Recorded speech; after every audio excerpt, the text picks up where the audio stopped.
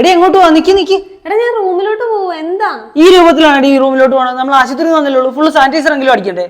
എന്റെ പൊന്നു കിച്ചു, എനിക്ക് വയ്യ, നീ ഒന്ന് ചുമ്മാ വിടന്നെ. എടി ഞാൻ പറഞ്ഞു വരുന്ന പോയിന്റ് വേറെ ഒന്നുമല്ല, നമ്മൾ ഇന്ന് ഫുള്ള് വണ്ടാന ആശുപത്രിയിലായിരുന്നില്ല, അതായത് അത്യാഹിതത്തിലും വാർഡിലും ഒക്കെ ആയിട്ട് ഒരുപാട് ഓടിയല്ലേ. അപ്പൊ എന്തൊക്കെ പറഞ്ഞാലും നമ്മുടെ മേത്ത്, നമ്മുടെ ഡ്രസ്സിൽ എങ്ങനെ പോയാലും എന്തെങ്കിലും കണ്ടാമിനേഷൻ പറ്റിയിട്ടുണ്ട്. നമ്മളിപ്പോൾ വണ്ടിയിലോട്ട് തിരിച്ച് കയറുന്നതിന് മുമ്പായിട്ട് ഫുള്ളൊന്ന് സാനിറ്റൈസറിൽ കുളിച്ചായിരുന്നു. നമ്മൾ അതുപോലെ തന്നെ വീണ്ടും ഫുള്ള് സാനിറ്റൈസർ സ്പ്രേ ചെയ്യണം എന്നുള്ളതാണ് ഞാൻ പറയുന്ന ഒരു പ്രോട്ടോകോൾ. അല്ല നമ്മൾ കുളിക്കുന്നതിന് കൂടുതൽ ഇത് സോപ്പിട്ട് കഴുകി വൃത്തിയാക്കുകയാണെന്നുണ്ടെങ്കിൽ കുഴപ്പമൊന്നുമില്ല. ഇപ്പൊ അതിനുള്ള ഒരു ആരോഗ്യം ഇല്ലാത്ത സ്ഥിതിക്ക് അറ്റ്ലീസ്റ്റ് ഒന്ന് ഫുള്ള് സാനിറ്റൈസർ എങ്കിലും അടിച്ചിട്ട് വേണം ഈ ഡ്രസ്സിനെ ഒരു സൈഡിലോട്ട് മാറ്റി വെക്കാനെന്നുള്ളതാണ് ഞാൻ പറഞ്ഞു വരുന്ന പോയിന്റ്. ആക്ച്വലി ഇന്ന് ആശുപത്രി പോയപ്പോഴത്തേക്കും അവിടെ ഡോക്ടർമാർ സൈഡിലിരുന്ന് സാനിറ്റൈസർ വരെ ഞാൻ എടുത്ത് ഉപയോഗിച്ചിട്ടുണ്ടായിരുന്നു.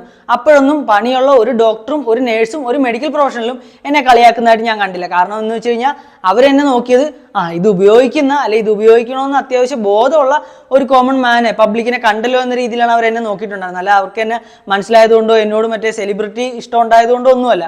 അപ്പോൾ എനിക്ക് മനസ്സിലാവുന്നൊരു കാര്യം എന്ന് വെച്ച് കഴിഞ്ഞാൽ ഈ സാധനത്തിന്റെ പ്രോപ്പർ യൂട്ടിലൈസേഷൻ എന്താണെന്നുള്ളത് മനസ്സിലാക്കാതെയും അതുപോലെ തന്നെ പണിയില്ലാതെ ഇരിക്കുന്ന ചൊറിയും കുത്തിയിരിക്കുന്ന ഡോക്ടർമാർക്കാണ് നമ്മളെ കളിയാക്കാൻ തോന്നുന്നത് എന്നുള്ളതാണ് എനിക്ക് മനസ്സിലാകുന്നത്.